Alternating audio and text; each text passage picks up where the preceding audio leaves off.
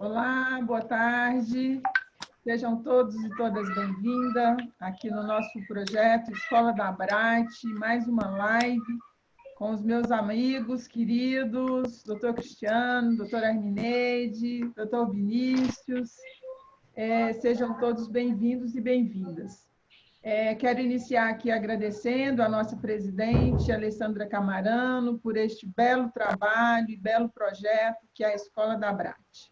Registro também nossos agradecimentos aos diretores da escola, a doutora Carla, Patrícia e o querido Otávio Pinto, que têm levado não só o direito do trabalho do dia a dia, mas o direito do trabalho em todas as suas nuances. E hoje é o nosso tema, direito desportivo, né? Direito do desporto de alto rendimento, e um desporto que começa a surgir com muita ênfase, que é o desporto eletrônico.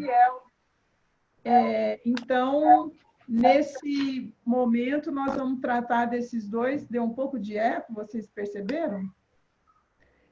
Nós vamos tratar dessas duas temáticas. E, junto comigo, na mediação, o querido advogado Vinícius, formado pela PUC Campinas, especialista em Direito do Trabalho pela PUC São Paulo, especialista em Direito Desportivo pela CEDIM, né?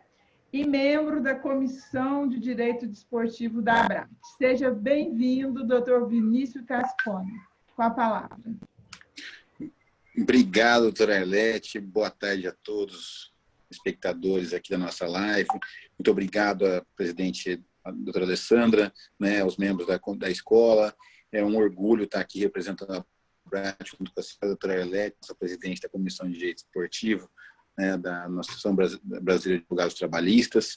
E hoje nós temos dois grandes convidados, né, para estar aqui contribuindo e compartilhando conhecimento com a gente. Primeiro, o doutor Cristiano Augusto Rodrigues Posidônio. Ele é advogado em Salvador, membro da Comissão de Direito Desportivo da Abrat também, nosso colega, membro do IBDD, Instituto Brasileiro de Direito Desportivo, vice-presidente do IDDB, Instituto de Direito Desportivo da Bahia, vice-presidente da Comissão de Direito Desportivo da OAB de Sergipe e membro do IBDT, Instituto Baiano de Direito do Trabalho. E para compor essa mesa, né, juntamente com o doutor Cristiano, né, que é nosso colega, nós temos a doutora Armineide Abitbol, nossa grande advogada do Rio de Janeiro, pós-graduada em Direito Desportivo, especializada em Direito do Trabalho e Processo do Trabalho e pós-graduada em Compliance Trabalhista. Ela também é presidenta do Superior Tribunal de Justiça do Desporto Eletrônico. Então, para quem não sabia, né, nós temos aqui também um Superior Tribunal de Justiça Desportivo do Desporto Eletrônico, que é uma novidade para muita gente. Então, vamos começar nosso debate, doutora Arlete. Ok.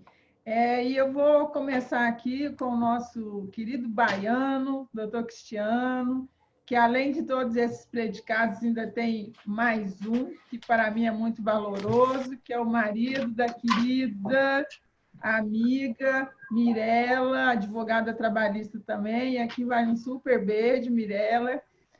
Doutor Cristiano, como é que a gente poderia identificar os contratos nessa relação atleta-clube, empregado-empregador, já nesse contexto que atravessamos 2020? Doutora Arlete, primeiramente, eu queria, antes de responder a sua pergunta, agradecer o convite da Abrat.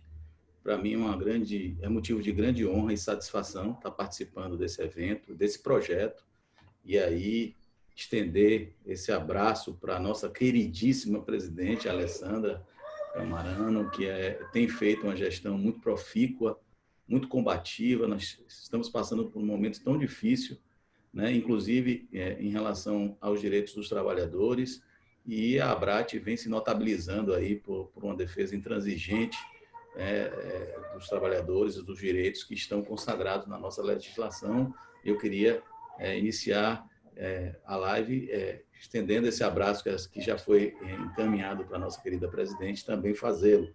Agradecer esse convite, agradecer o carinho doutora Arlete comigo e da Abrat também. Participação da Comissão de Direito Esportivo da Abrat muito me honra também, junto aí com o Vinícius, né? E hoje, com a doutora Armineide, que vai tratar de um tema que é um tema muito atual, atualíssimo nesse mundo virtual que nós estamos vivendo, nada melhor do que falar de desporto eletrônico.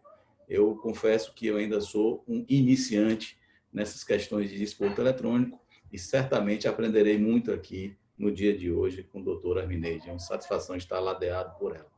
Bom, a gente sabe que o contrato de trabalho desportivo no país, no Brasil, eu queria até diferenciar, eu sei que deve ter muitos alunos aí, muitos estudantes, muitas pessoas interessadas em aprender um pouco mais sobre direito desportivo, mas é preciso que se saiba que há uma espécie de discriminação na Lei Geral Desportiva, e é uma lei geral que, na verdade, ela é voltada ao futebol.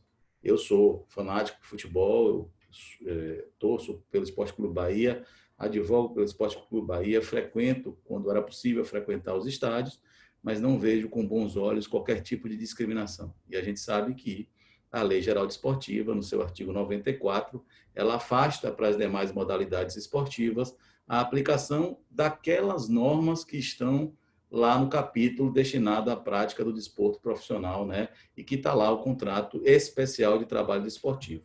Portanto, o nosso telespectador tem que entender que existe um regime para o futebol e um regime geral para as demais modalidades esportivas. E para o futebol, especificamente, é obrigatório a assinatura de um contrato formal, um contrato escrito, ou seja, isso já é uma grande diferenciação do que nós temos na CLT, que admite a contratação tácita, não é? Em relação aos trabalhadores em geral. Para o atleta de futebol é obrigatório um contrato escrito por prazo determinado, e a lei aí estipula um prazo mínimo de 3 meses e máximo de 5 anos. Nós temos aí um hiatozinho, que é a medida provisória 984, que está em vigência ainda no país, porque não foi votada ainda, reduziu para 30 dias nesse período de pandemia para que os campeonatos que foram suspensos sejam finalizados. Então, a principal característica do contrato de atleta é o contrato ser formal para atleta de futebol, o contrato ser formal por escrito e com prazo determinado e obrigatoriamente constando as cláusulas chamadas cláusulas compensatórias desportivas e cláusula indenizatória desportiva. O que vem a ser uma cláusula compensatória desportiva? É uma fixação de uma indenização no caso de ruptura antecipada desse contrato por prazo determinado, seja por inadimplência da entidade de prática desportiva, seja por força de uma rescisão indireta. E a cláusula indenizatória desportiva é a fixação de uma indenização em caso de antecipação da rescisão do contrato por iniciativa do atleta.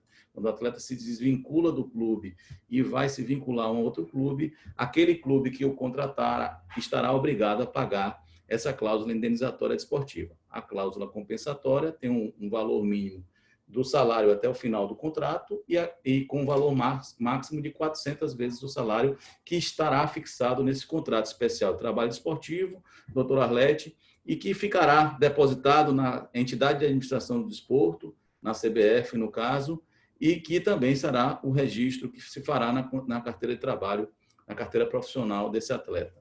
Então, é esse dado que dá a correspondência para o pagamento da cláusula indenizatória desportiva também, essa que é até 2.000 vezes o salário, e que é fixada geralmente nesse critério, para as transferências nacionais. Então, um atleta que queira sair de um clube para o outro, que receba uma proposta de um clube nacional, esse clube terá que pagar esse valor ou negociar com a entidade de prática desportiva que detém os seus direitos federativos para poder se transferir para essa nova equipe. Para as transferências internacionais, a legislação, ela, na verdade, ela permite um valor aleatório superior a isso e, geralmente, os clubes fazem uma previsão bem maior para as transferências internacionais. Além desse contrato, que é o contrato originário, é o contrato obrigatório para que o atleta desenvolva a sua atividade, porque, inclusive, na conceituação legal, está exigindo e se exige essa contratação formal, está lá no artigo 28 da nossa Lei Pelé, a Lei 9.615, nós temos outros contratos que são contratos, vamos dizer assim, apêndices desses contratos originários, que é o contrato de imagem, que geralmente é feita uma contratação à parte, que também tem uma previsão no artigo 87A da Lei Geral Desportiva, da Lei Pelé. Tem também é muito comum a contratação de luvas. Essas luvas geralmente são fixadas em pré-contratos, e aí, pela nossa regência de normas regulamentares firmadas pela FIFA e pela administração do desporto brasileira, que é a CBF, com 6 meses antes do término do contrato, o atleta já pode firmar um pré-contrato. Então, geralmente, as luvas são fixadas nesse pré-contrato, portanto, num documento à parte, alheio ao específico contrato especial de trabalho desportivo. E também nós temos, além disso, os chamados bichos. São contratos que, aí, essa contratação dos bichos geralmente ocorre tacitamente durante o curso do contrato de trabalho, em que se fixa uma premiação para efeito de triunfos em relação a jogos ou até em relação a campeonatos. E aí essas contratações acontecem basicamente no curso da execução desses contratos. Então, assim, de uma forma geral, é esse arcabouço em relação à contratação do atleta profissional do Brasil. Para atleta do futebol, é obrigatório. Para as demais modalidades, pode-se fazer a contratação por esse perfil, com essa utilização no manejo desses institutos, mas também não existe obrigatoriedade. Então, por exemplo, em outras modalidades, pode-se admitir, por exemplo, a contratação tácita.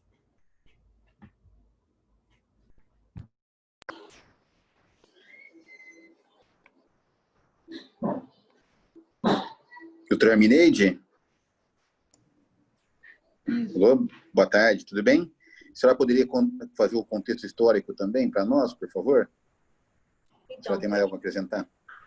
Inicialmente, doutor Vinícius, gostaria de agradecer pelo convite da ABRAT, na pessoa da vice-presidente, doutora Arlete, parabenizar a doutora Alessandra pelo excelente trabalho que ela vem realizando. Tive o privilégio de conhecê-la em Fortaleza, quando fomos lá um pouco falar sobre o futebol feminino, também a convite da doutora Arlete, né, doutora Arlete? Sempre estamos na busca das modalidades que encontram resistência. Futebol feminino também é uma delas, desde 2015, aí trabalhando por ela. E estar também aqui ao lado do doutor Vinícius, doutor Cristiano, dois renomados advogados do direito desportivo. É uma honra muito grande. E a doutora Arlete dispensa comentários. Primeira mulher a compor o STJD. É um orgulho. É uma mulher que me representa e acredito que representa todas as mulheres que atuam no direito desportivo. Agora, adentrando no meu tema, a qual fui convidada, gostaria de contribuir um pouco e falar que é algo novo, e-esportes ou esportes eletrônicos. Para entender sobre o assunto, é como se nós estivéssemos falando de uma inovação disruptiva, fugindo totalmente da normalidade, do processo já existente. Estamos acostumados com o sistema tradicional, como, por exemplo, o futebol, o vôlei, o basquete. Aqui não. Aqui você tem que abrir a mente e entrar nesse mundo virtual. E é bem recente o trabalho aqui no Brasil. Ele foi encabeçado pelo presidente da Confederação Brasileira do Desporto Eletrônico, que é o senhor Daniel Cossi. Há 5 anos, ele trouxe essa ideia para o Brasil. Precisamos tentar desenvolver como um esporte, ser reconhecido para que mais pessoas tenham oportunidade, para que possa, assim, desenvolver cidadãos. E eu, em 2017, recebi o convite para trabalhar no reconhecimento dessa modalidade no Brasil. E justamente nós podemos dividir em 2 momentos. Anteriormente, que era conhecido só como hobby, Nós até brincávamos antes de iniciar, era o videogame, era o Atari, eram os joguinhos, até então hobby, para atualmente se transformar num negócio multimilionário, onde tem ultrapassado cinema, Hollywood. Então, é o grande foco. E nós também temos o que nos chama a atenção é que essa nova geração, ela já está vindo num formato diferente. As nossas crianças já nascem, já tem ali o tablet, já tem o smartphone, já tem acesso aos jogos. O meu sobrinho de 3 anos, ele conseguia resolver problemas no celular para mim que às vezes travava. Então, é uma outra geração. E como estamos falando de uma outra geração, é muito importante a sociedade se adequar. Nós, como advogados, sabemos muito bem que o direito ele é dinâmico, ele não é estático. Então, se existe uma nova geração que ela é norteada pela tecnologia, o direito vai ter que se adequar. E é muito importante, quando a gente fala de esportes, falar da Coreia do Sul. A Coreia do Sul foi o berço do esporte eletrônico. Por quê? Porque na década de 90, quando o governo estava passando por problemas econômicos bastante sérios, o que o governo decidiu? Vamos investir nas telecomunicações, porque assim nós vamos conseguir movimentar a economia. E deu resultado. Abriram-se várias lan houses no país, conhecidas até como PC Banks, e ali os jovens começaram a se encontrar, formar equipes e testar suas habilidades.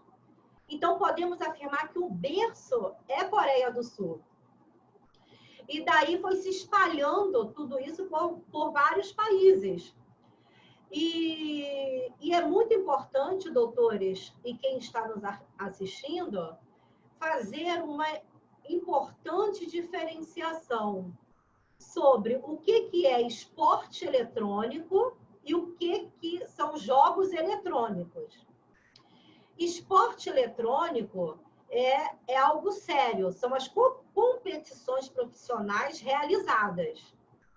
É bem verdade que o profissional ainda escapa um pouco do nosso contexto Lei Pelé, né? Porque para se adequar ali tem que haver uma regulamentação. E à frente eu vou apresentar para os doutores como ainda está em trâmite. Mas, enfim, esporte eletrônico são competições profissionais.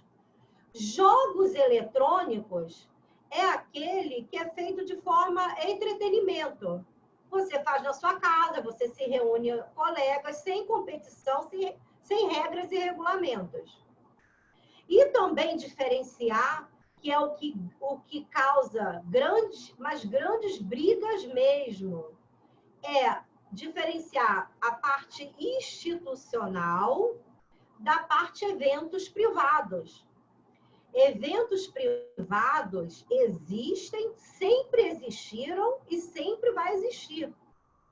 São as desenvolvedoras que lançam seus produtos e fazem muito bem isso com os grandes campeonatos que a gente verifica aí pela Riot, por várias desenvolvedoras. E o institucional é o que, por exemplo, a CBDEL ela está propondo no Brasil. O institucional, qual é o objetivo profícuo? É desenvolver cidadãos. Proporcionar o acesso de várias equipes que têm talentos em estar participando de competições ranqueadas, que vão ter direito, né, através do ranking, a participar do estadual, do nacional, e a confederação está com uma proposta de levar para a China o internacional.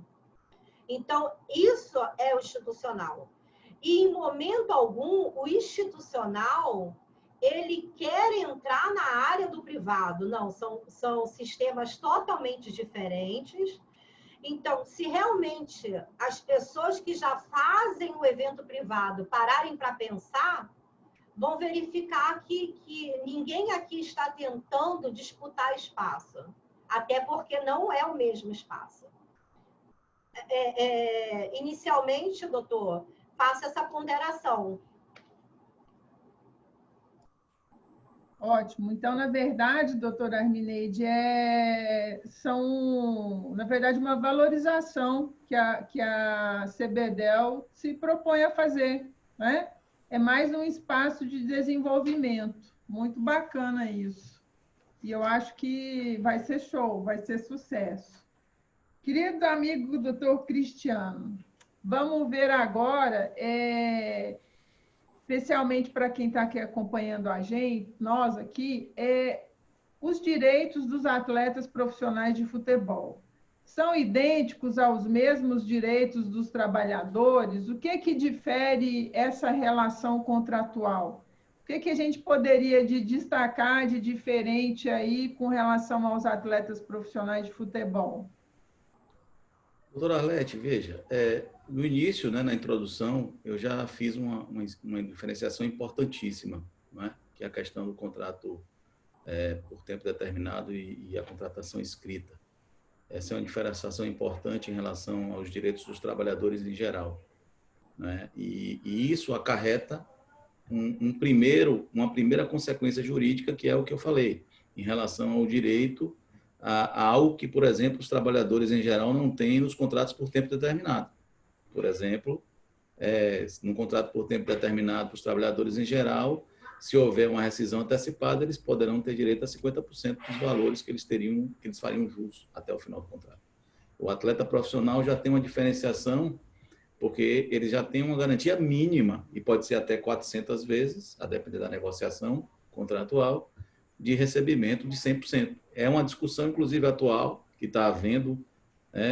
Teve um projeto de lei recentíssimo, do deputado até da Bahia, Arthur Maia, deputado do DEM da Bahia, um projeto de lei 2125, onde se tentou encaixar ali, era um projeto para a pandemia, de suspensão do pagamento do Profut, questões que eu acho que são realmente cabíveis no momento de pandemia e de suspensão das atividades, se verificar a situação de suspensão dos pagamentos de tributos, etc. Mas tentar encaixar ali a redução dessa cláusula, ou meio que voltar ao regime do 479 da CLT, e houve uma resistência da FENAPAF, dos atletas, e essa previsão foi retirada desse anteprojeto, desse projeto do deputado Arthur Maia.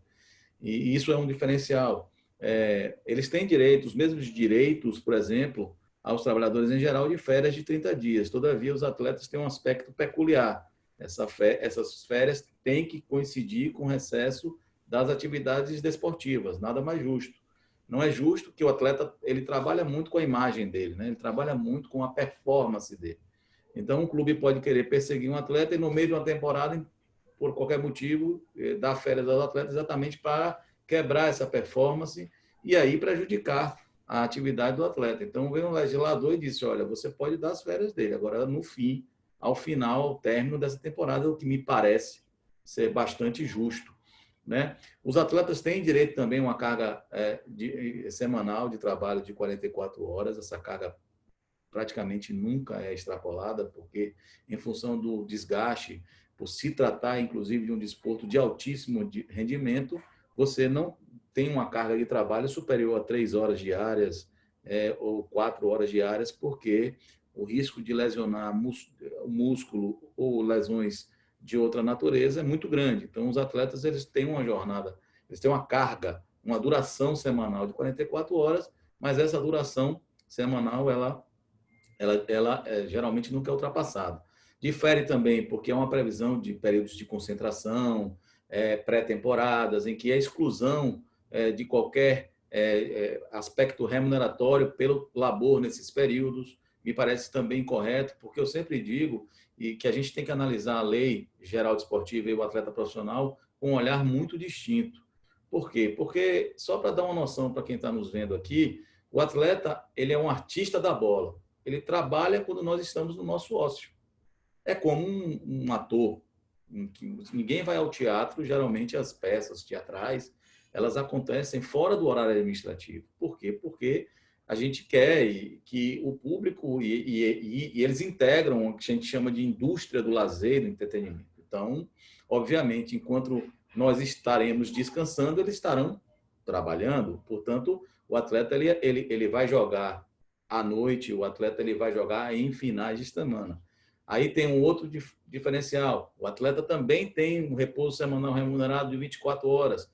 Logicamente, todos temos que ter. Mas no atleta, preferencialmente após os jogos de final de semana. Quando o legislador diz assim, preferencialmente, ele está trazendo duas questões importantes. Não é necessariamente, pode haver, depois do final de semana, algum tipo de atividade, mas que necessariamente deveria se dar esse descanso semanal após esses jogos, e também que esse repouso semanal remunerado, ele visa restabelecer as condições físicas dos atletas. Então, isso é muito importante para essa questão da atividade. Então, há igualdade, mas há diferencial, porque os atletas podem trabalhar em final de semana. Diferentemente de todos os demais trabalhadores brasileiros, que há certas restrições ao trabalho, por exemplo, em 4 finais de semana seguidos, no caso, o atleta, ele, por conta da especialidade dessa atividade, nós temos que enxergá-lo de um modo distinto, de um modo diferente.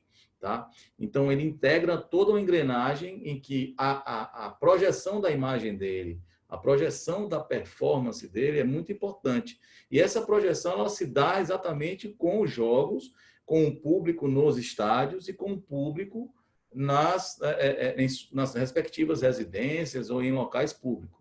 Então, a interpretação que quem vai analisar a Lei Geral Desportiva, ela tem que ter um olhar distinto em relação ao atleta profissional, em relação ao trabalhador em geral. A senhora deve ter acompanhado aí uma polêmica sobre adicional noturno, sobre repouso semanal remunerado de atleta, em 2 decisões que foram proferidas pelo Tribunal Regional do Trabalho de São Paulo, da 2ª Região.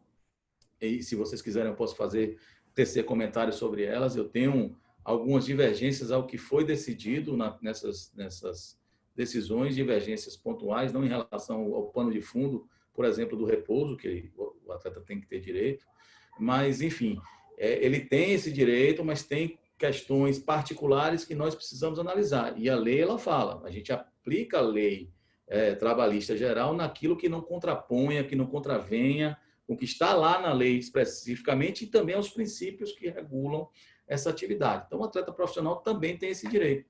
O atleta profissional tem esse direito, mas tem essas restrições. Então, basicamente, dando um apanhado geral em relação a direitos de atletas em comparação com o trabalhador geral, é exatamente isso. Mais na frente, se vocês quiserem se interessarem em comentários dessas 2 decisões... Vamos comentar sim. Vamos deixar um tópico só para isso, até porque eu acho que por conta dessa decisão é que nós tivemos outras notícias. Vamos falar. Com você, doutor Vinícius. Legal, ótimo. Vamos aproveitar aqui, doutora Arlete, só para citar que tem bastante gente acompanhando nossa página do Facebook, né? Paulo Basílio, Associação Rondoniense de Advocacia Trabalhista, José Maria Filomeno Gomes, Vitor Noé. Então, são algumas pessoas que estão acompanhando, só para citá-los aqui. Mas voltando ao debate, né? Esse debate importante, incrível aqui, vamos aproveitar e abusar um pouquinho mais da doutora Mineide, né? Para que ela possa nos explicar se já existe regulamentação do esporte eletrônico no Brasil e no mundo também. Então, doutor Vinícius, tá ligado, né? Então, o esportes ou esporte eletrônico, ele, cada dia que passa, ele vem se estruturando de uma forma intensa e organizada. Em vários países no mundo, já existe a regulamentação, como, por exemplo, Coreia do Sul, China, Finlândia, Malásia, Rússia. Inclusive, além da regulamentação, várias universidades já trazem essa disciplina na sua grade. inclusive como forma de incentivo. Aqueles players que se destacam com suas habilidades, fazem parte de equipes, estão ganhando bolsas nas universidades. Isso acontece principalmente nos Estados Unidos e China. Para ver como a brincadeira de criança evoluiu bastante.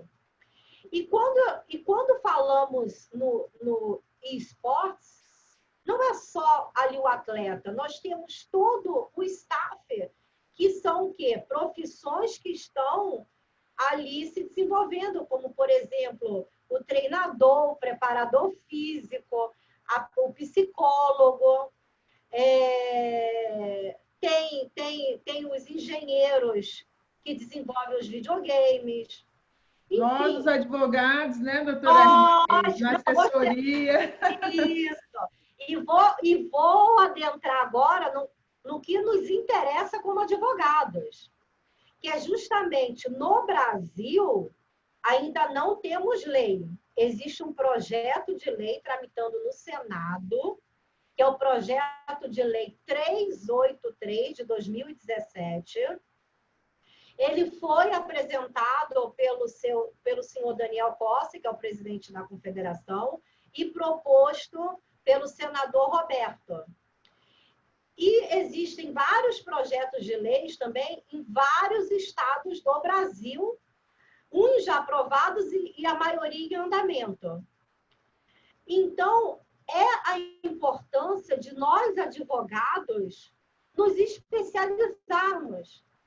Já tem o direito desportivo, que estou aqui ao lado de 3 grandes nomes do desporto, que são vocês.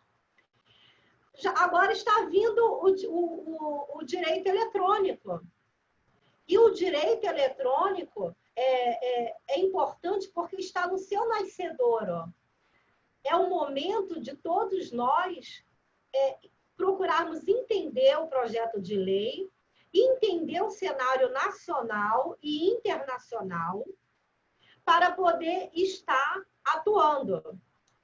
Inclusive, através de uma infeliz fatalidade, o Ministério Público do Trabalho recebeu uma denúncia, final do ano passado, da mãe do pro player, que era o Matheus, jogador de Counter-Strike, que ele veio a óbito numa game house. Game house é como se fosse o CT do futebol. Game house é uma casa onde os atletas dormem, moram e ali exercem os seus treinamentos.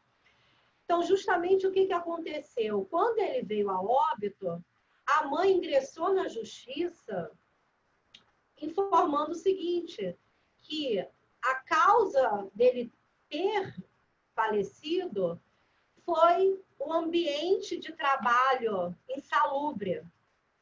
Então, olha aí a importância de ter a regulamentação e a existência dos auditores do trabalho, fazerem fiscalização nessas game houses. Ninguém quer burocratizar, mas nós estamos falando de vidas. Vidas precisam ser preservadas.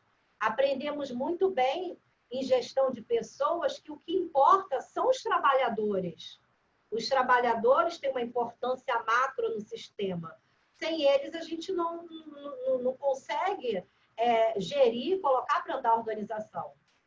Então, vocês verifiquem, doutores, já tem uma denúncia, a primeira que se instaurou, para o Ministério averiguar não só essa game house e outras.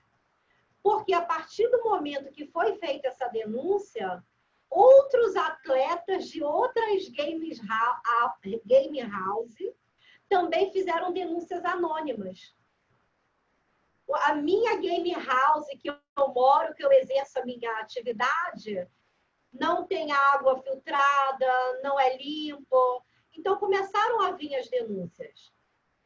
Daí a nossa grande importância como advogados, como o meio de resguardar direitos e lutar para que a lei exija isso.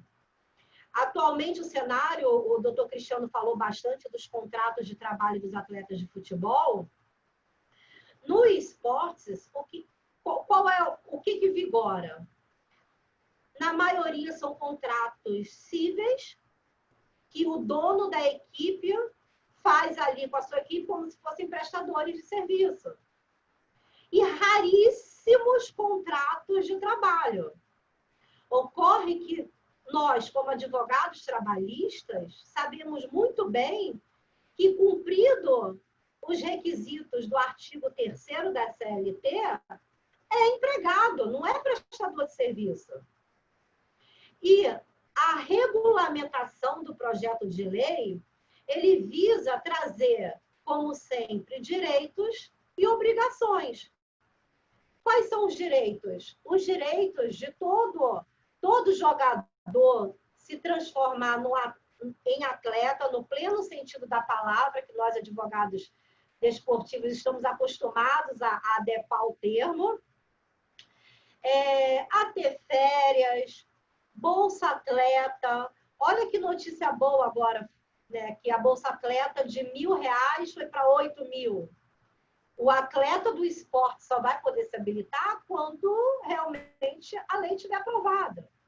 E é tanto também assegurar o empregado, o gamer, quanto o empregador, dono da equipe. Por quê? A partir do momento que eu estou jogando ali, eu não posso sair daquela equipe para jogar por outra equipe no meio de uma temporada.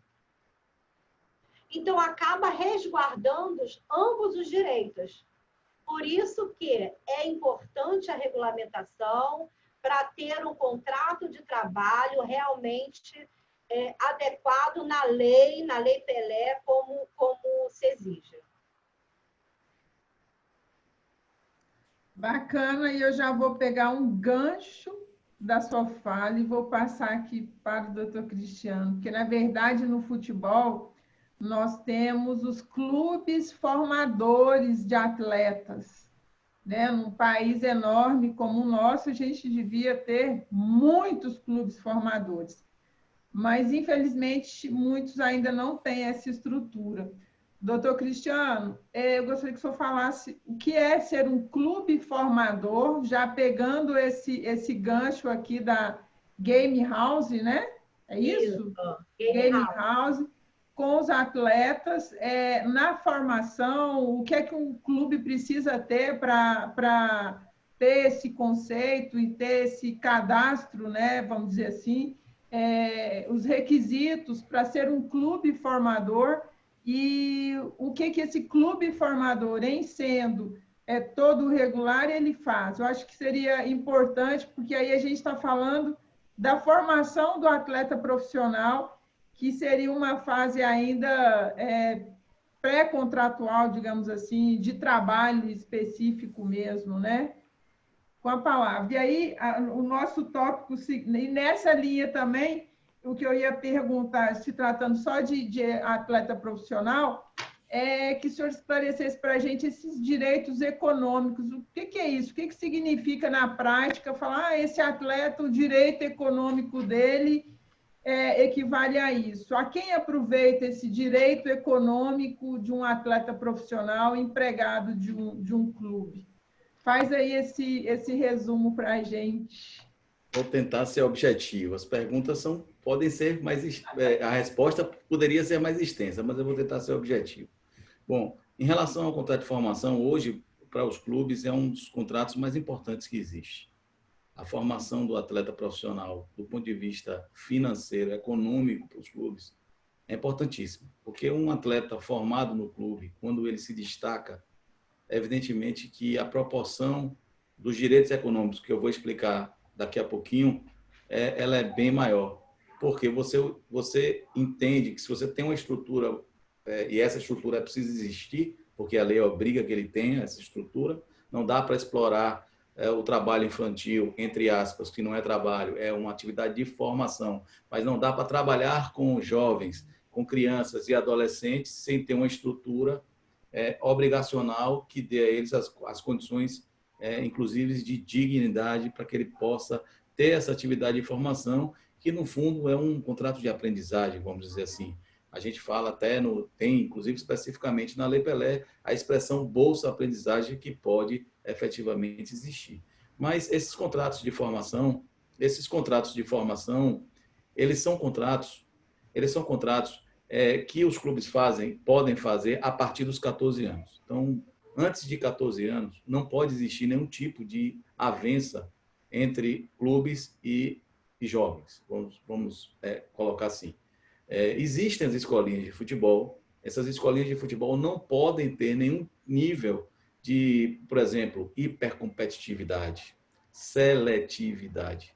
Esses aspectos de seletividade e hipercompetitividade, eles se destacam já a partir do contrato de formação. E a própria Lei Pelé faz essa menção, que é esse contrato de aprendizado para aquisição de conhecimentos específicos, mas que, no caso dos jovens, dos adolescentes, das crianças menores de 14 anos, não pode ter esse componente. Então, pode-se existir uma escolinha de futebol? Pode, mas você não pode garantir a seletividade, escolher quem você vai colocar nessa escolinha ou colocar esses garotos para trabalhar num nível de exigência muscular e atlética em que o aprendiz já deve estar começando a preparar, inclusive, seu corpo para, eventualmente, ele se tornar um profissional. Então, essa é a primeira questão que é preciso dizer. A partir dos 14 anos, a nossa Constituição Federal também limita a aprendizagem, o início da aprendizagem a partir dessa idade, e a Lei Pelé também especifica. Então, você pode ter um contrato de aprendizagem,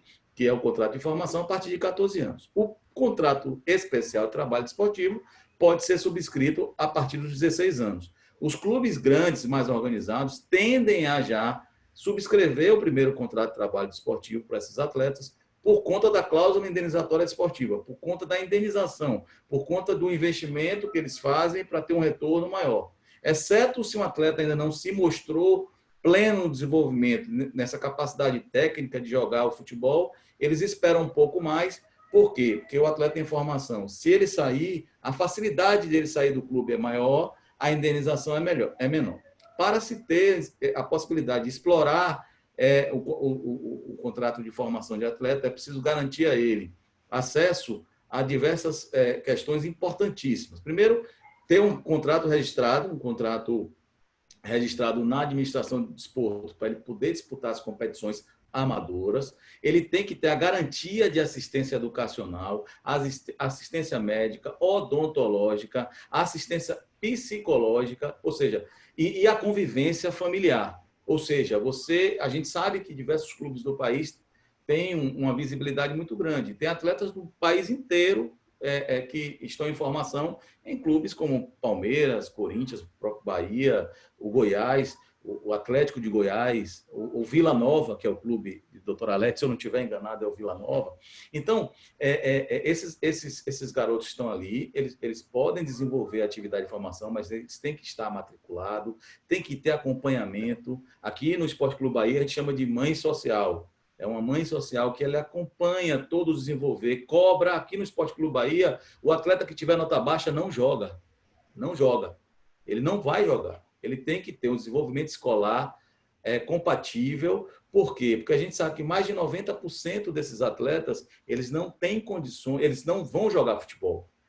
O grau de formação para que chegue no final da cadeia, que é ele se profissionalizar de vez, mesmo que ele tenha tido um contrato de trabalho desportivo por essa garantia que eu falei, é muito pequeno, é abaixo de 5%. Mas a gente tem que formar cidadãos, e os clubes têm que estar interessados também em dar essa assistência e garantir a esses jovens atletas essa assistência. Então, é preciso você trabalhar todo um corpo de condições para que esse atleta ele possa aprender o ofício, aprender o futebol, e o sonho de todo garoto é se transformar em um jogador profissional, se transformar num Messi, num Neymar, num Cristiano Ronaldo, mas, infelizmente, esse sonho ele é muito pouco atingido, e o sonho até de se profissionalizar e seguir a carreira até os 35, 40 anos de idade, mais difícil ainda também, tem grandes graus de dificuldades aí. Também tem, e aí eu queria, doutora Arlete, fazer uma divisãozinha aí. O Bolsa Aprendizagem, o pagamento da Bolsa Aprendizagem, na verdade, não é uma obrigação. os clubes mais organizados o fazem. O clube poderá dar, tipo, é como se fosse uma mesada para o atleta, diretamente para ele, a título de bolsa-aprendizagem. Eu digo isso porque, às vezes, há alguma confusão no Ministério Público do Trabalho, que como se aquilo ali fosse uma obrigação de todo o clube formador. E a gente sabe que o Brasil, existem Brasis dentro do Brasil. Uma coisa é você exigir, e acontece no Esporte Clube Bahia, que assinou um TAC há 2 anos atrás, todos os atletas da base do Bahia têm contrato de bolsa-aprendizagem e recebem um auxílio financeiro.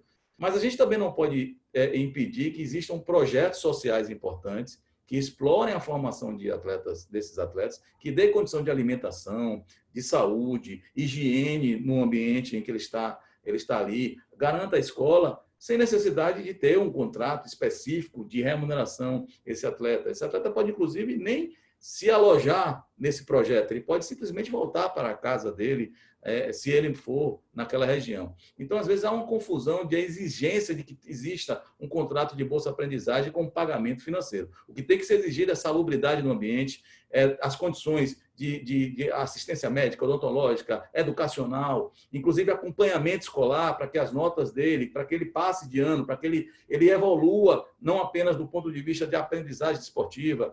Evidentemente que esses projetos têm que ter um corpo técnico, tem que ter a assistência técnico-profissional para que esses atletas cheguem e consigam praticar esse ofício. Então, basicamente, do disposto de formação existe isso e também uma certificação para aquelas entidades de prática desportiva que estão filiadas a, por exemplo, a Confederação Brasileira de Futebol, ele tem que ter uma certificação de clube formador. E aí a CBF ela dá a certificação por níveis. Aquele clube que tem uma estrutura bem mais organizada, são poucos clubes, inclusive, no Brasil, ele tem a certificação A. Um clube que ainda tem algumas deficiências de estrutura, adequada ao que está na lei, mas ainda precisa melhorar, ela dá uma certificação um pouco em um grau menor e assim sucessivamente.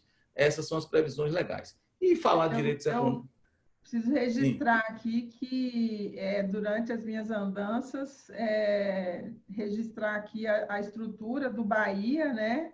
Que tive a oportunidade de conhecer, e também preciso registrar aqui o nível de excelência das instalações do Goiás Esporte Clube.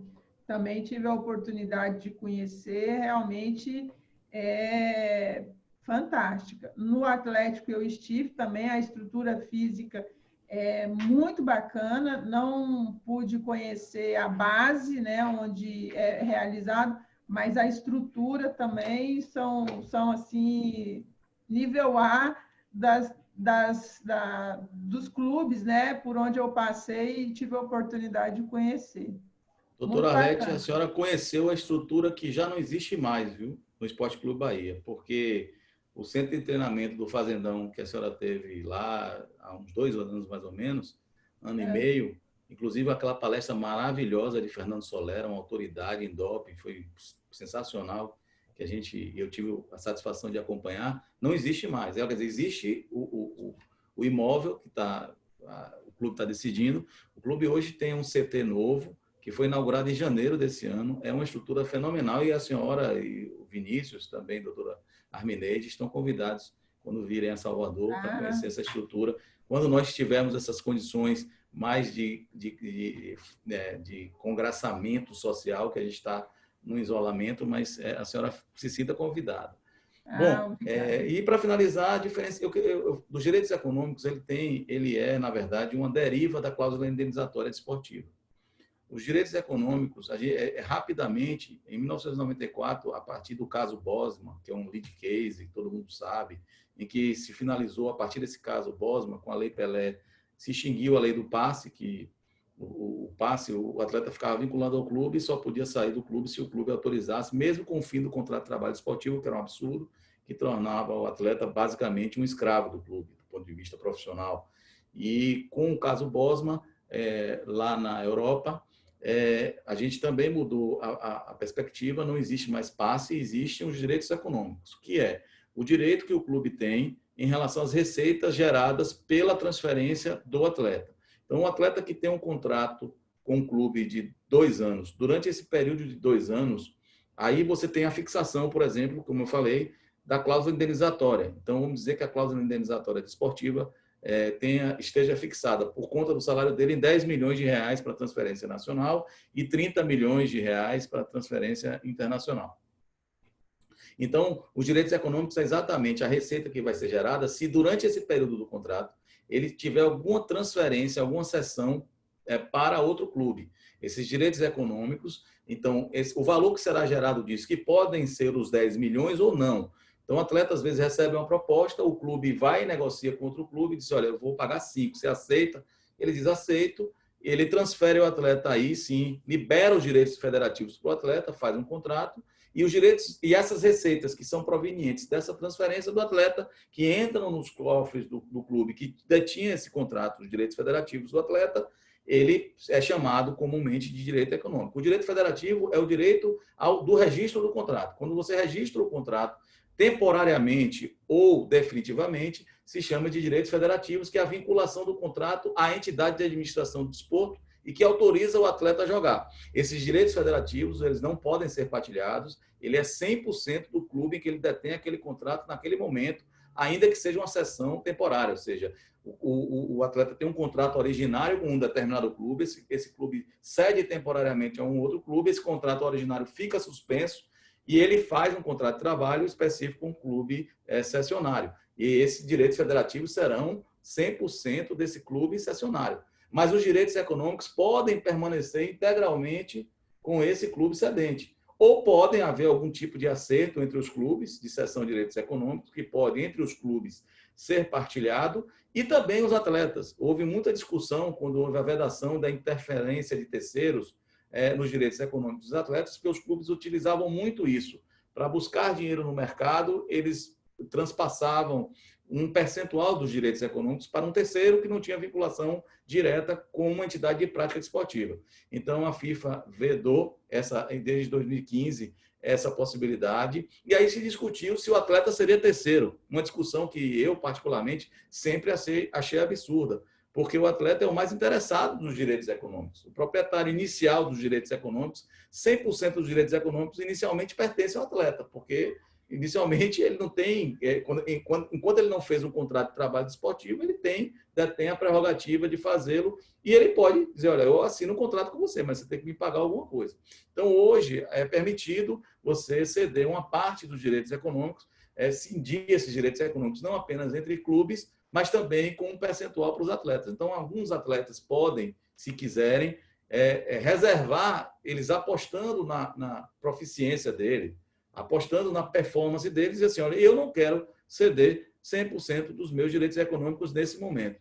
Então, o clube pode ter 40%, um outro clube pode ter 40%, ele pode permanecer com 20% para no momento de uma transferência mais vantajosa financeiramente, ele aí transpassar também os 20% dos direitos econômicos. Então, em breve síntese, direito econômico são as receitas geradas com a transferência dos atletas de um clube para o outro, deriva da cláusula indenizatória desportiva, que pode ser total, integral. Então, se o clube não quiser conversar com outro clube e depositar os 10 milhões e o atleta quiser ir, que ele pode dizer, eu não vou, ele tem a liberdade, o princípio da liberdade contratual, é um princípio básico do direito esportivo. Se ele depositar os 10 milhões, o clube que ele tem contrato não pode negar se o atleta quiser sair. Ou negociar entre clubes esses direitos econômicos e aí, se chegarem num consenso, finalizarem um contrato, o atleta pode se transferir no curso desse contrato. Finalizou o contrato que tem determinado, a gente fala que o atleta está livre. E aí esses direitos econômicos fazem o quê? Por isso que eu sempre digo que o atleta sempre é um interessado em direitos econômicos. Volta 100% para o atleta.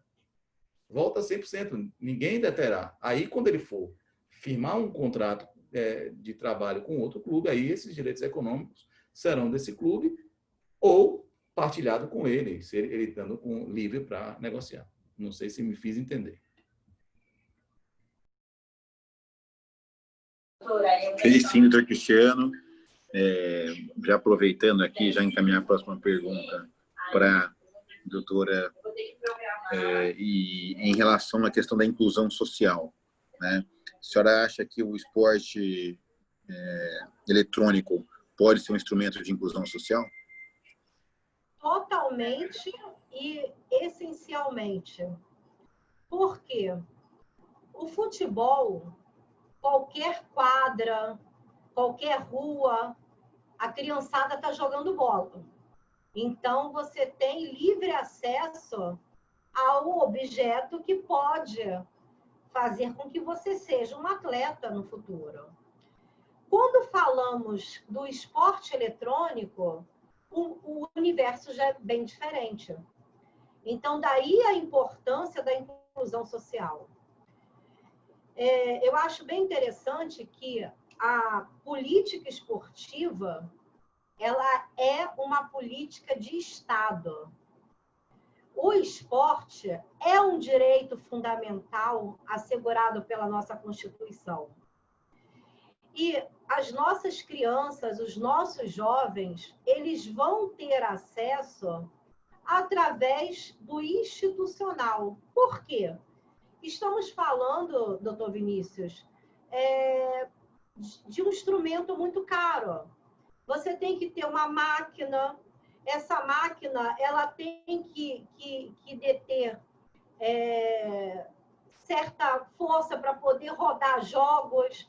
Enfim, montar uma máquina para que você possa trabalhar e desenvolver sua atividade não é barato. Então, quando nós falamos do institucional, da inclusão social, aqui ela é totalmente essencial, porque através do institucional nós vamos ter os mecanismos para dar acesso a essas crianças. E o mais importante, conforme até o doutor Cristiano mencionou, muitos jogadores, eles não vão se tornar atletas, é uma minoria. Mas o que a base ou a inclusão social proporciona? Proporciona justamente você se desenvolver como cidadão. Eu não vou ser atleta, mas eu aprendi a trabalhar em equipe, eu aprendi a saber que o meu direito começa quando do outro termina. Isso, a coletividade, ela proporciona. Os jovens, eles têm acesso a assistente social que fiscaliza ali, mas no bom sentido, o rendimento escolar. O rendimento escolar é essencial para transformarmos os nossos jovens em cidadãos. Isso daí é basilar. E, trazendo para o esporte eletrônico, eu até anotei aqui, há mais ou menos 20 dias, a revista Veja publicou uma decisão bastante importante, aqui, uma decisão inédita de uma agência americana, reconhecendo que o videogame é essencial no tratamento de crianças com déficit de atenção. Nós temos que olhar, assim como, infelizmente, às vezes presenciamos cenas tristes no futebol, da torcida. É lógico que quando a gente vem para os jogos eletrônicos, nós precisamos separar. Por isso que existe a faixa etária. Vai ter aqueles jogos que são realmente jogos de violência, que não é o tipo de jogo que vai vir para o institucional. Né? E um dado bastante interessante é que a confederação, a CBDEL, ela assinou setembro do ano passado, infelizmente ainda não se concretizou esse ano por conta da pandemia que acabou assolando o Brasil, o mundo, uma parceria com a Secretaria de Esporte do Rio de Janeiro e a UERJ. Em cada Vila Olímpica, nós vamos procurar implementar a inclusão social, ou seja, levar máquinas, ter professores do computador, de matemática, porque você precisa entender a matemática para você desenvolver, por exemplo, um aplicativo. E se não fosse essa inclusão social, eu falo para os nobres doutores, a maioria dos jovens não teriam acesso ao esporte eletrônico. Esporte eletrônico ainda é um meio elitizado. Se você tem condições financeiras, você participa de uma equipe e você compete. Se você não tem condições, não tem nome no mercado, você vai ser excluído. Então, o novo é justamente esse.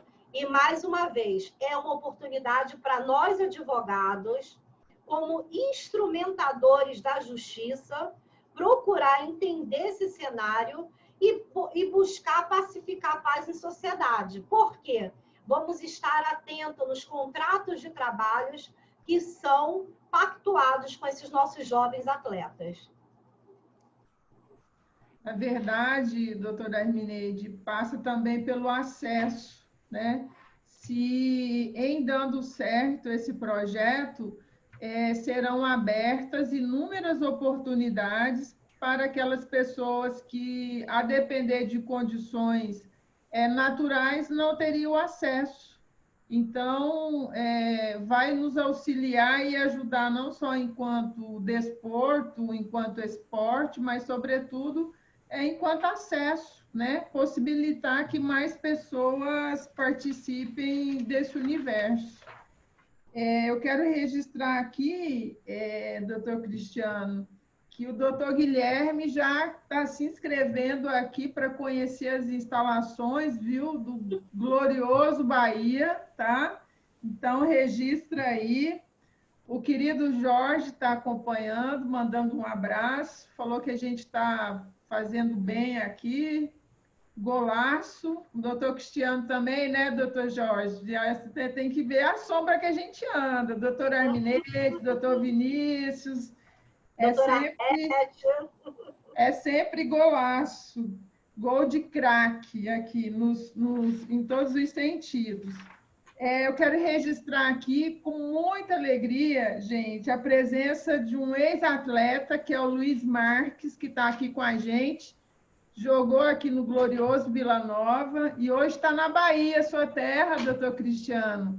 Luiz Marques, muito obrigada pela companhia aí, eu acho que a gente vai interagindo. Depois essa live vai ficar lá no YouTube, tá? Para quem não conseguiu ver, a gente pode tornar possível esse bate-papo. E agora, para o meu querido Cristiano, a MP 984, um retrocesso ou um avanço?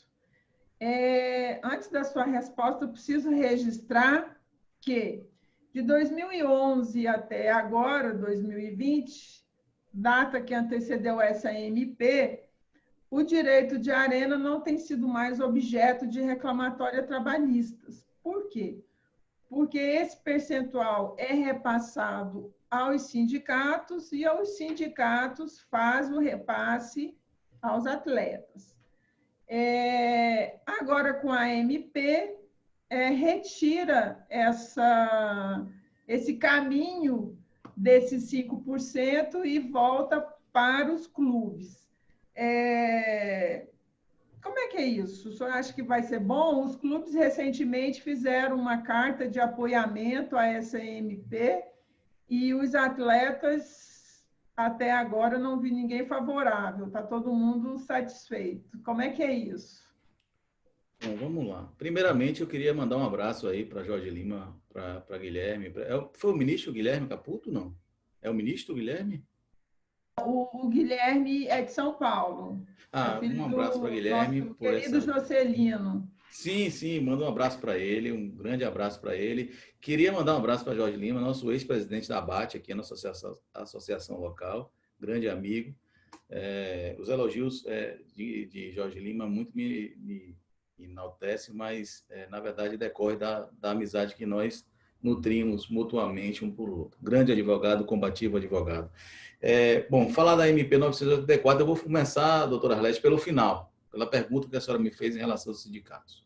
Eu vou começar por ela, porque eu escrevi um artigo, na verdade, uma coluna que eu tenho no Instituto Brasileiro de Direito Esportivo, e essa coluna será publicada provavelmente na quarta-feira, na terça ou na quarta-feira da próxima semana.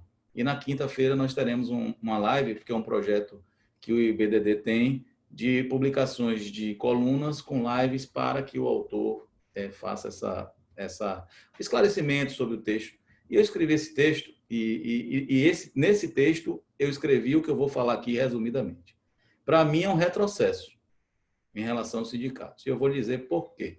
Eu brinco no texto que eu digo assim, que é um gol contra que foi feito, ou, na verdade, que o resultado dessa retirada, que, na verdade, continua esse projeto que vem sendo implantado no Brasil, de tentativa de ataque às entidades sindicais, de retirada das entidades sindicais, a importância que elas têm em relação aos direitos dos trabalhadores, e que isso, na verdade, ele vem seguindo o ITER desde a reforma trabalhista de 2017, de retirar a força dos sindicatos. E por que retirar a força dos sindicatos? Porque coletivamente é muito melhor você buscar amparo dos seus direitos. Então, eu digo que é um empate com gosto de derrota. Não é bom nem para o clube, nem para o atleta. E vou dizer por quê.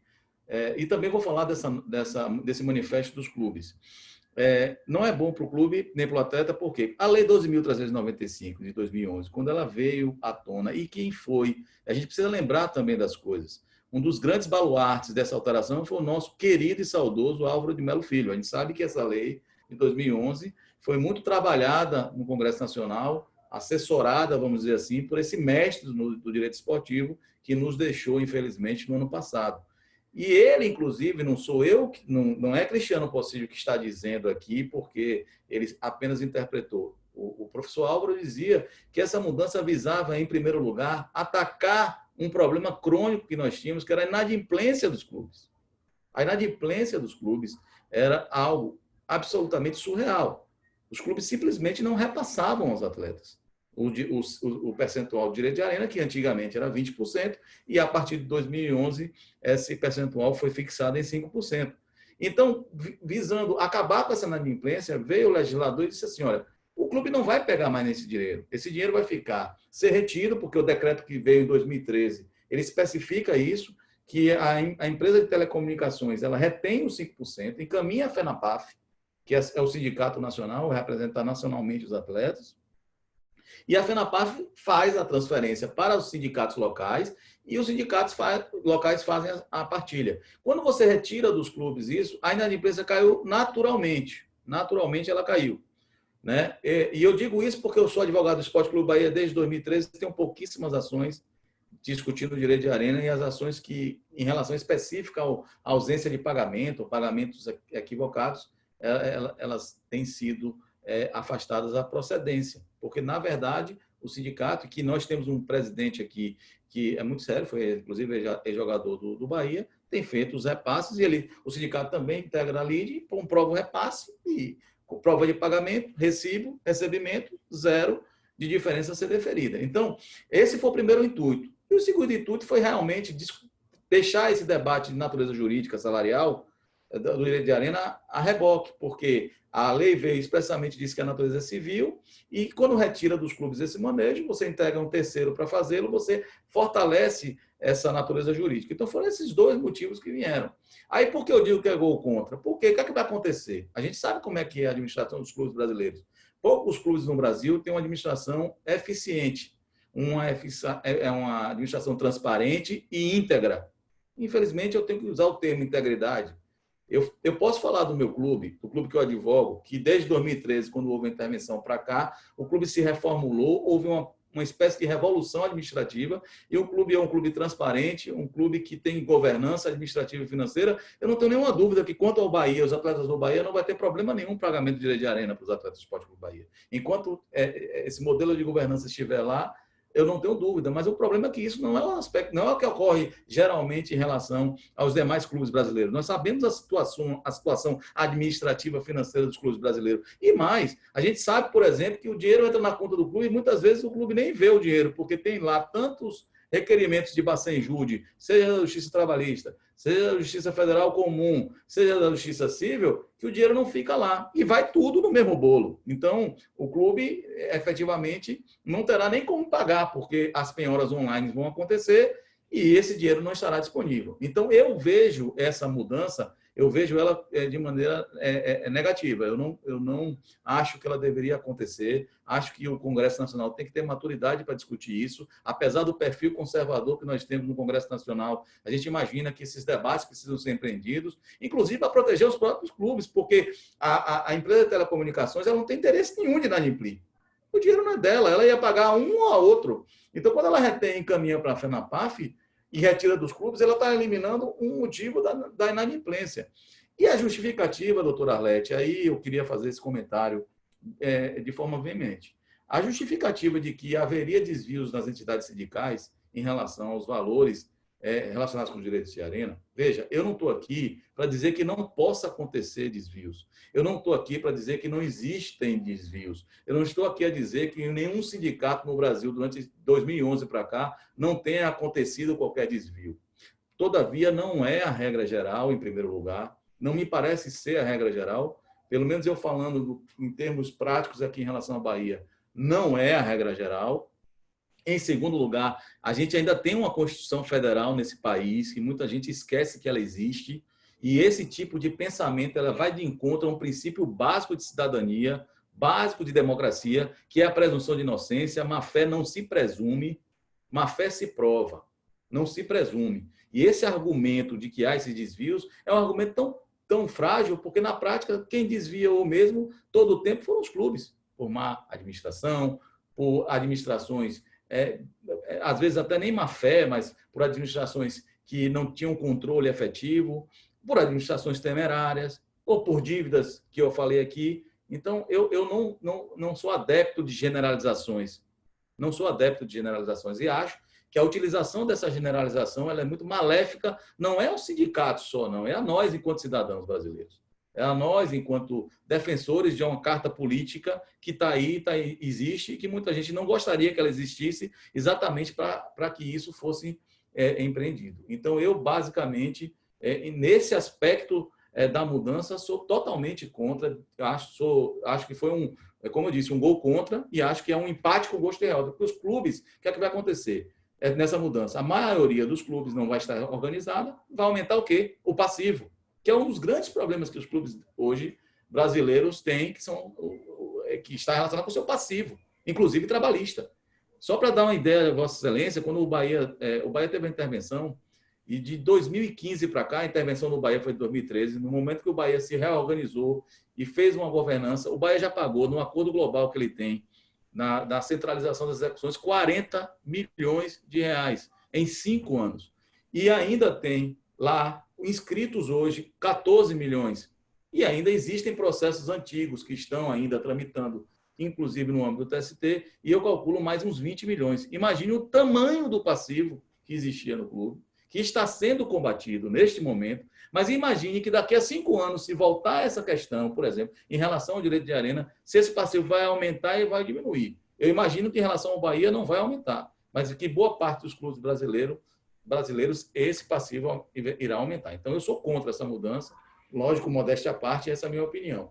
Com relação à mudança dos direitos de transmissão, e aí o manifesto dos clubes não foi relativamente, não teve nada específico em relação a isso, pelo menos eu não li nada específico em relação a retirar dos sindicatos esse poder, né? O manifesto dos clubes, eu sou favorável. Eu sou favorável à mudança. E eu vou dizer por que eu sou favorável. Não sou favorável à mudança como ela foi empreendida. Não sou favorável à mudança através de uma medida provisória no momento de pandemia, sem relevância e sem urgência. Não sou favorável a isso. Eu estou falando da mudança entrando no mérito dos direitos de transmissão. A gente sabe que o direito de arena ela pertence ao clube. É o direito de captação, de transmissão, retransmissão dos jogos desportivos. Esse direito é do clube. Os atletas eles têm interesse nesse direito porque eles têm 5% dos contratos, eles têm esse direito de receber 5%, então eles são interessados. Mas o direito de transmissão ele pertence aos clubes, não é? Então, essa mudança, ela, primeiramente, a gente se equipara às maiores ligas do mundo. Se você for buscar nas grandes ligas do mundo, o direito é do mandante. A diferença aí é a negociação coletiva, que os clubes têm que ter maturidade para ter negociação coletiva. Então, a mudança ela dá empoderamento aos clubes. Ela empodera os clubes, ela dá aos clubes a condição a gente sabe que existem hoje grandes plataformas de transmissão, o streaming, que é uma plataforma que tem crescido e vai crescer ainda mais. Quando a gente ganhar mais velocidade de internet e que a gente não tiver tanto delay, o streaming vai ser uma plataforma muito valorizada. E os clubes estão buscando essa valorização. E é uma plataforma que precisa ser explorada pelo clube. E com o direito absoluto do mandante, você dá a ele essas condições de exploração. Então, ele dá esse ponderamento, ele ataca uma coisa importante, que é o monopólio. Antigamente, uma determinada rede de televisão, ela ia lá, contratava com 5 grandes clubes. Ela ia lá, pegava o Flamengo, pegava o São Paulo, o Palmeiras. Vamos imaginar que ela pegou 10 grandes clubes, os clubes, 10 principais clubes. Os outros 10 estão obrigados a contratar com ela, porque se não contratar com ela, não joga, não tem transmissão. Por quê? Porque haverá apagões dos jogos. E a gente está vendo, hoje tem notícia, de que haverá um imbróglio jurídico envolvendo a Turner na TV fechada e a Rede Globo. Por quê? Porque existem 8 clubes que estavam livres para negociar há 2 anos atrás contratos de transmissão pela TV fechada e o fizeram em bloco, negociaram em bloco, embora com contratos individuais, com a Turner. E de 12 clubes brasileiros negociaram com a Rede Globo. Então, o que é que acontecia antes? Apagões de jogos, prejudicando quem? Ao consumidor. Na verdade, a gente tem um prejuízo maior ao mercado, ao produto, porque o jogo não vai ser transmitido em TV fechada, então não haverá a exposição da marca, a publicidade dos patrocinadores, o produto perde. Então, quando você faz isso, você está dando ao produto vazão de crescimento. E aí, você evita apagões, porque não importa se o clube A fechou com um determinado meio de comunicação e o clube B fechou com outro. Você valoriza outra coisa que nós precisamos valorizar, a competitividade entre essas empresas e a livre concorrência. A livre concorrência é bom para quem? Para nós, consumidores, porque o preço na concorrência poderá ser disputado. E a tendência é de que nós tenhamos um equilíbrio maior do que você ter um monopólio e uma imposição. Então, se você observa... Então, na verdade, a nota em favor da 984 foi no sentido do direito de arena permanecer ao mandante. É isso? Exatamente. A maior luta dos clubes, é essa, em relação ao direito do mandante. E eu acho que, neste sentido específico, meritório, é correto. Agora, digo isso e vou um pouquinho mais além. Acho que é preciso também que os clubes tenham um pouco mais de maturidade para negociar coletivamente. Não adianta você entregar puramente ao mandante o direito absoluto, porque o que acontecia? Eles não tinham direito a nada, porque você tinha que ter a anuência de um outro clube para poder transmitir. Você tem um contrato, você é mandante. Eu posso transmitir? Posso, desde que o clube visitante venha e anula. Agora não. Agora eu tenho um contrato, eu posso transmitir, independentemente dele de anuir ou não. É o direito meu. Então, você dá a ele empoderamento, dá condições de negociação contratual. E só para finalizar, doutora Arlete, alguns clubes pequenos, não digo pequenos, porque até uma menção desonrosa, mas clubes que não têm grande capacidade econômica, existem clubes tradicionais que estão, inclusive, em divisões inferiores, na 4ª divisão. A senhora sabe muito bem disso, auditora brilhante do STJD até recentemente. Então, existem clubes que estão lá. O Bahia já esteve na Série C, por exemplo, não é? Mas, veja, esses clubes, aí alguns colegas advogados preocupados, mas veja, para a gente pequeno, como é que a gente vai... Veja, vocês estavam reféns. Eu brinco com esses colegas, o clube era refém. Porque ele vendia, não era em função dele, era em função daquele clube que ele vai jogar. Então, se ele fazer um contrato de 300 milhões com o Flamengo, vai lhe oferecer 10. Aí você, poxa, 10? Sim, 10, meu amigo, mas é um contrato, vamos dizer assim, de uma diferença que não vai lhe fazer o quê? Cair, disputar rebaixamento. Desportivamente, você não vai ter acréscimo. Agora, você tem que pensar fora da caixinha, você tem um produto na sua mão. Então, um determinado time está na Série D. Ele não tem nada, ele não tem contrato com ninguém, ele pode desenvolver um projeto de streaming, ele pode se juntar com outros clubes, fazer um bloco e vender a Série D para algum tipo de plataforma, vamos dizer assim, virtual. Enfim, dá aos clubes uma condição de, saindo da caixinha, né? Saindo um pouco desse marasmo. Ou então os próprios clubes, né? Os maiores, vamos dizer assim, saindo da caixinha e já para trazer esses atores todos numa discussão favorável, dizer, olha, aqui comigo vocês fiquem tranquilos, porque todos os demais, em todas as partidas, terão, sei lá, alguma política assim, ou então brigar nos regulamentos, né? Que eu acho que é o que vai acontecer se não tiver maturidade para construir harmonicamente entre mandante e visitante, terá que ser uma construção a partir dos campeonatos, né? Dos regulamentos específicos, não sei se seria o caso. Né? Eu acho que a gente não pode, a gente tem que sempre pensar que existe um princípio constitucional chamado autonomia das entidades, de prática e de administração do desporto. Eu acho que os clubes têm que ter maturidade para verificar o que acontece nos grandes mercados, onde deu certo, porque a valorização, não adianta você valorizar um clube tentar se valorizar se o produto dele não for valorizado. Quanto mais valorização tiver o produto, melhor para todos, inclusive para aqueles maiores.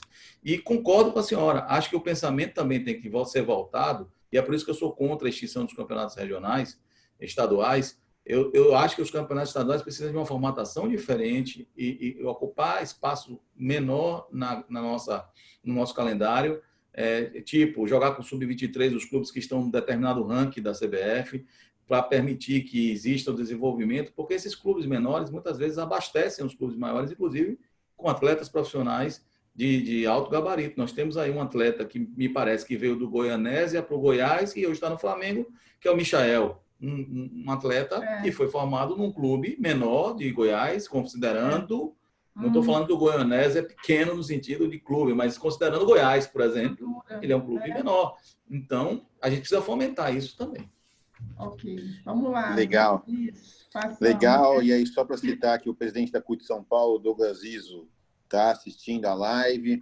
O Lúcio Lima, dirigente sindical dos sindicatos rodoviários de Brasília, também assistindo a live. Miguel Ferreira Leite, do Sindicato dos Rodoviários do Espírito Santo, também está assistindo a live. Outros advogados, colegas advogados aqui também. Obrigado pela presença. E vamos voltando para mais uma pergunta. Como que a gente pode, aí no caso, ajudar no crescimento da organização do esporte eletrônico no país, doutora?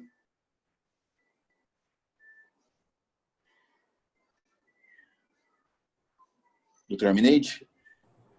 Estava no mudo, perdão.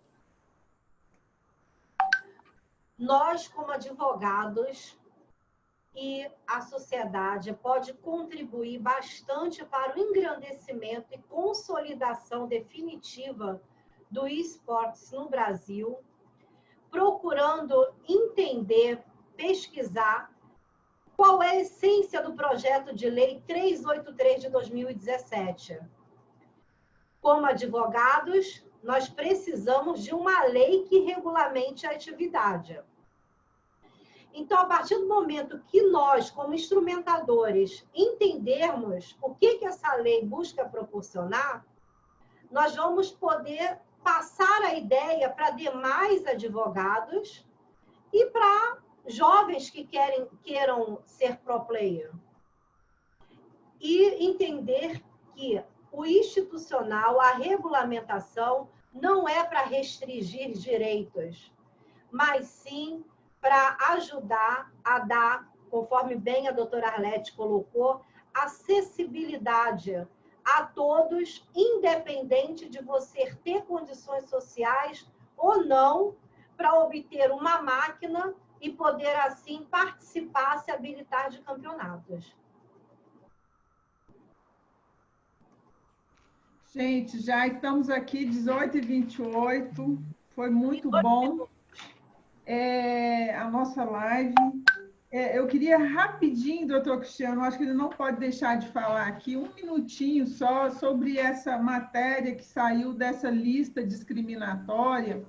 Eu acho que era importante, ainda mais que né, você assessora o Esporte Clube Bahia, para a gente, como é que é isso? Algum mal entendido, enfim.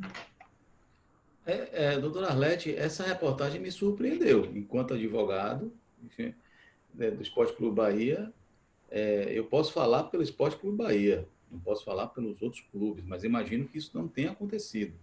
Eu não participei de reunião nenhuma, né? Pelo menos meu presidente, Guilherme Belitani, que é um homem muito sério, o vice-presidente, que também é advogado, os dois são advogados, o Guilherme não exerce a profissão, mas é advogado, tem carteira da OAB, e Vitor era um advogado militante, na área trabalhista, inclusive. Hoje não, porque o Estatuto do Bahia não permite mais que a dedicação tem que ser exclusiva, não permite mais que você desenvolva outras atividades. Ele não tem trabalhado na advocacia, mas também é um advogado militante que conhece, e isso é uma lista negra, isso não existe. Do ponto de vista jurídico, é absurdo. É o que há, e aí existiu, e eu posso dizer, é que a gente conversa sobre decisões. Houveram essas decisões de São Paulo, e eu sou bem crítico a essas decisões de São Paulo em relação a 2 atletas, sobre o adicional noturno e o repouso semanal remunerado. E nós debatemos esses temas, eu acho que isso aí, democraticamente, é necessário. Às vezes tem alguém na reunião vendo algum debate e tenha interpretado que os clubes decidiram que não vai contratar atleta que tem ação trabalhista movida contra outro clube. Isso não existe. Do ponto de vista jurídico, não existe. Nunca aconteceu, em nenhum momento.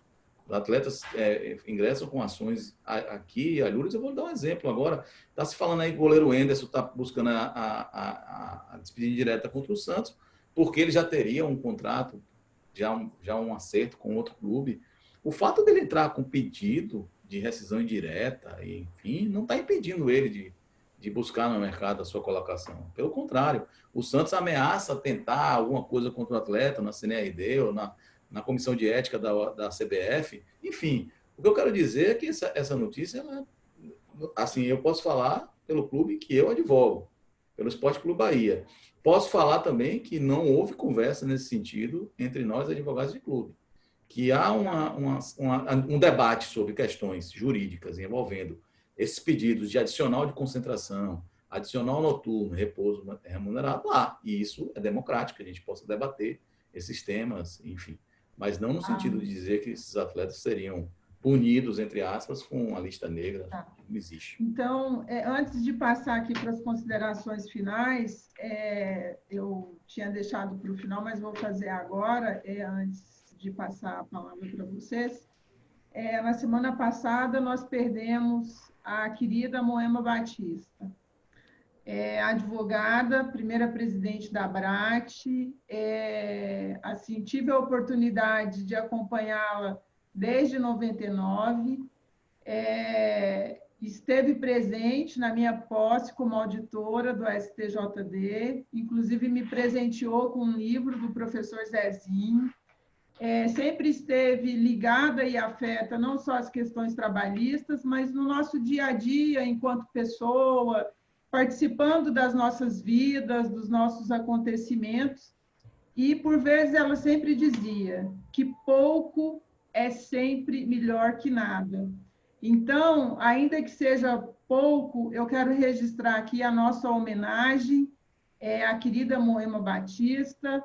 Ela sempre esteve presente, sempre estará presente, e cada um de nós que passou pela ABRAT, que passa pela ABRAT e que vai chegar na ABRAT, vai ter um pouco do carinho, do afeto, da energia e da força contagiante do associativismo, da coletividade, que significa o nome de Moema Batista. Então, eu registro aqui, em nome da família do Direito Desportivo, da ABRAT, da nossa comissão, esse momento de homenagem à querida Moema Batista. E, mais uma vez, a Moema Batista sempre estará presente nas nossas vidas.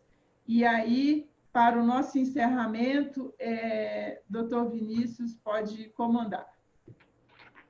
Não, é só lembrar primeiro, né, Moema presente sempre, né, um exemplo para todos aqui. Então, agradecendo mais uma vez a participação do Dr. Cristiano, se quiser se despedir, doutor Arminei também. Foi brilhante, realmente, mesmo, a intervenção de ambos. Aprendemos muito hoje à tarde aqui, tenho certeza que todas as pessoas que assistiram a live também. Então, fica nosso agradecimento em nome da Comissão de Direito Esportivo da ABRAT, da própria ABRAT, para a doutora Arlete, que preside brilhantemente nossa comissão, né, e está proporcionando aqui a todos aqui esse compartilhamento de conhecimento e experiências aqui. Doutor Cristiano, depois a doutora Armineide, podem se despedir, por favor, e aí a gente vai para o nosso encerramento com a doutora Arlete. Doutor Vinícius, eu queria, antes de agradecer a todos que assistiram, a vocês pela condução, a minha colega aqui de bancada virtual, doutora Armineide, eu queria me associar aos pêsames aí pelo passamento da nossa querida Moema Batista e dizer, inclusive, que ela era muito amiga de minha esposa. A senhora fez uma referência, doutora Arlete, a Mirella, e Mirella foi presidente da ABRAT aqui, e ela encampou a campanha de Mirella. Nesse momento da campanha dela, a gente estreitou laços, eu tinha uma grande admiração, não apenas por ela enquanto advogada, mas a trajetória de vida dela. Então, eu queria me associar a esse sentimento de pesar e dizer que ela continua sendo referência para todos nós, né? Ou seja, ela está, como o nosso querido Vinícius falou, presente e estará sempre, né? Para nós todos que vivemos a ABRAT.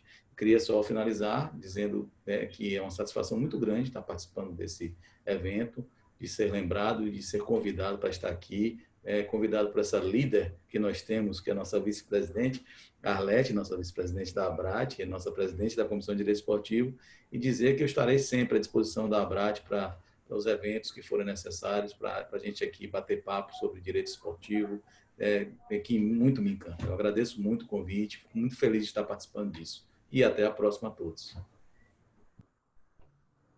Também gostaria de agradecer. Foi um privilégio estar aqui ao lado dos doutores. Sempre aprendo muito, muito. E acabar com uma mensagem voltada para esse mundo eletrônico. Nós estamos vivendo no momento em que o mundo real está se conectando ao mundo virtual. Isso daí é uma premissa, é uma realidade. Inclusive, é uma nova redefinição da realidade que estamos vivendo. Nossos passos no esporte, automação na nossa casa, vai ser norteada justamente pelo eletrônico, pelo virtual. Então, é um mercado muito próspero e que exige bastante atenção dos nobres advogados que já atuam no direito desportivo. É um mercado que está se construindo, é um mercado virgem e que, com a colaboração de vocês, vamos assim estar lançando uma base para o que ainda não existe. O sistema atual precisa entender que vivemos em sociedade e, como vivemos em sociedade, precisamos, sim, de leis para nortear as atividades para que todos tenham direitos e obrigações. Então, mais uma vez, muito obrigada, doutora Arlete, pela oportunidade de estar entre grandes nomes da advocacia trabalhista. Bom, eu quero agradecer ao doutor Cristiano, à doutora Armineide, ao doutor Vinícius, esse tempo que vocês doaram aqui para a nossa escola da ABRAT. Foi engrandecedor, foi um convite a nós, todos advogados, a conhecer o direito desportivo eletrônico, essa nova modalidade. Eu espero que, a partir de hoje, doutora Armineide, a gente consiga mais pessoas para conhecer e falar sobre o direito desportivo de alto rendimento, nosso futebol, paixão, né, de todos os brasileiros. O doutor Cristiano, com maestria, muita pedagogia, mostrou para a gente o cenário nacional e internacional, aquilo que nos aflige com muita seriedade, harmonia, simplicidade, quase que baixou aqui para a gente essa situação atual do desporto. Meu querido amigo de mediação, também da Comissão de Direito Desportivo da ABRAT, doutor Vinícius, muito obrigada. E, mais uma vez, em nome da nossa querida presidente, Alessandra Camarano, Quero agradecer a todos que nos acompanharam, dizer que essa live vai estar disponível no YouTube para quem queira rever. E meu muito obrigada de coração a cada um de vocês. E, mais uma vez, para registrar, Moema Batista sempre presente. Obrigada, beijos e até uma próxima oportunidade.